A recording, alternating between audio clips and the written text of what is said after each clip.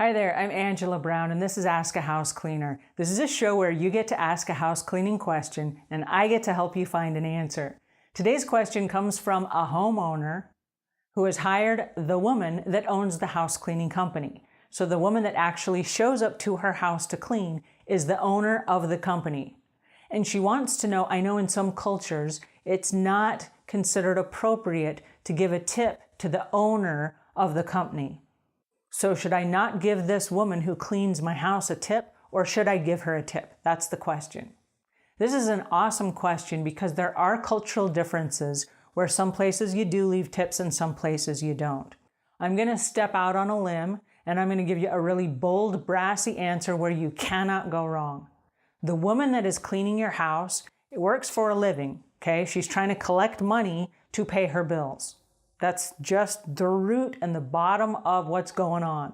She is trying to earn money to pay her bills. So if you give her extra money, I promise she will not be offended. She will not say, no, don't give me tips. I'm the owner of the company. That's inappropriate. She's there to earn money. You want to give her an extra 25 or an extra 50 bucks? God bless you. Okay?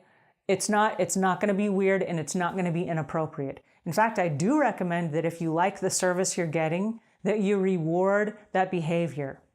We know in Psychology 101, the behavior that you reward and pay attention to is the behavior that gets repeated. There's a really twisted version of that, but here's how it works. In our society, when people get sick, we call them up on the phone and we say, oh, Jenny, I'm so sorry that you got sick. I'm praying for you. I hope that you feel better, all these things.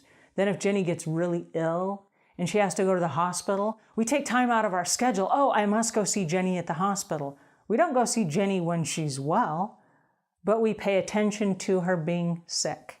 We go to the hospital, we visit Jenny, and let's say that she's deathly ill. So now we're going to take some flowers. We're going to take some flowers and maybe a little teddy bear to cheer her up. And we'll even stop by the gift shop and buy a get well card. So now she's got balloons and flowers and a teddy bear and a get well card that say, oh, we are so sorry that you're so sick. And you know what you've just done? You've just given Jenny all this amazing attention and accolades for being ill. And there's nothing, she gets nothing for being well. So the next time she wants to feel needed and appreciated and important, what happens is she is going to get sick. And then we are obligated to go through all these rituals and routines all over again because we paid attention to that behavior. So instead of paying attention to, and it's not bad behavior, it's just unfortunate that our society places so much value on being sick and ill and surgeries and all these things that it benefits people at even an unconscious level to become sick and ill and all these things just so they can feel valued as a person, right? Twisted, totally twisted. So pay attention to the behavior you want repeated. If your house cleaner screws up something, don't pay attention to that. Because guess what? If they want to get even with you, oh, I'll show you. They might try to improve that, but chances are they're going to do more of it. It's like nagging at your spouse. Why didn't you do this? Why didn't you do that? And you'll find yourself constantly nagging because there's no inspiration in that. If you want to inspire them, catch people doing things right. If your house cleaner does something right and you pay attention to that, you give them a tip, you encourage them, you say, oh my goodness, when I came in today, my kitchen looked amazing. You don't have to say my bathroom looked like crap and you skipped a few things. What happens is that, wow, I did a really great job in the kitchen. I'm going to try harder next time on the bathroom. I want her to say that about the bathroom too. It's like when you start losing weight and you go to school or you go to work or wherever you go and people are like, wow, are you losing weight? You look amazing. And you're like, yeah, I guess I am. Thanks for noticing. And now it comes time for lunch and you're like, wait a second, I'm not going to eat that. People are noticing. They're thinking that I'm looking pretty good right now. I should probably continue that on.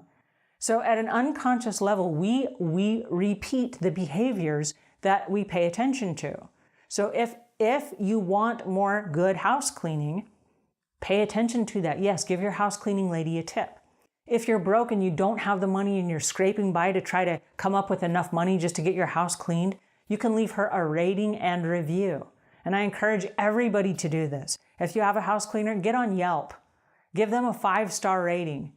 And let everybody know I'm so pleased. Get on Nextdoor, nextdoor.com. Leave a rating for your house cleaner. Get on myneighborhood.com. Leave a rating and review for your house cleaner. If you have a neighborhood Facebook page, I know like my neighborhood has a Facebook page that's exclusive for my neighborhood. Get on there and say, by the way, I got Charisse coming over to clean my house on Tuesdays. She's out of this world. She's outstanding. She's amazing. And when you leave that, guess what? That not only gets back to Charisse, but she gets a lot more business as a result of it. So another way to tip your house cleaner is to leave a rating and review and to send referrals.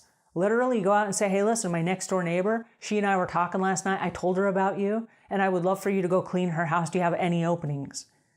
And if the house cleaner doesn't have any openings, then what you can do is you can get the next door neighbor on a waiting list so that if there are any openings or someone moves, that they are able to get in on that schedule. That is a way that you can tip your house cleaner. So should you tip your house cleaner? Yes, you should. You should. You should pay attention to everything that your house cleaner does correctly because you want more of that. And so it sounds really silly, but house cleaners are human. A lot of them live alone. Some of them have small children. Some of them are in relationships that are not very healthy or encouraging. And so when they come to your house, if you're the person that, gives them attaboys and encouragement and, hey, this looks amazing, they are going to trip over themselves and they are going to go out of their way to try to do more of that. And so if you have a chance, it's entirely up to you, but if you have a chance and you want to tip your house cleaner, absolutely. If she's the owner of the company and that's inappropriate, big whoop. So you broke apart a culture, but you know what? She feels appreciated. And she's going to go home, even if it's just a little bit of extra money.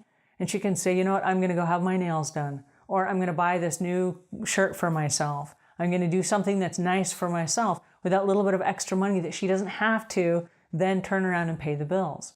Maybe she still needs it to pay bills, but guess what? She looks at you now as a different type of customer. You're now a customer who appreciates her. And when you are a customer who appreciates your house cleaner, suddenly you just went to a whole new level. So that's my tip for today. If you found this tip helpful, please pass it along to a friend. And until I see you again, leave the world a cleaner place than when you found it.